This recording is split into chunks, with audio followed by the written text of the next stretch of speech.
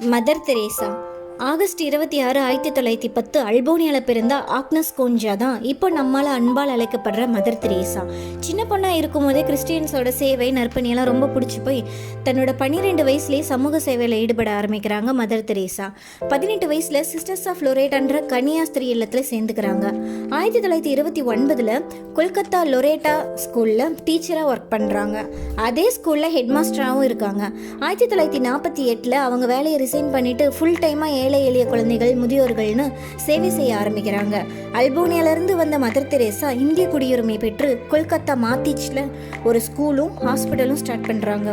1950 missionary of சேரிட்டின்ற சமூக தொண்டு நிறுவனத்தை ஆரம்பித்து எல்லாருக்கும் ஹெல்ப் பண்ணிட்டு இருக்காங்க.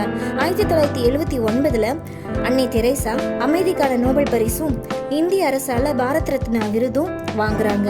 1997 மதர் தெரேசா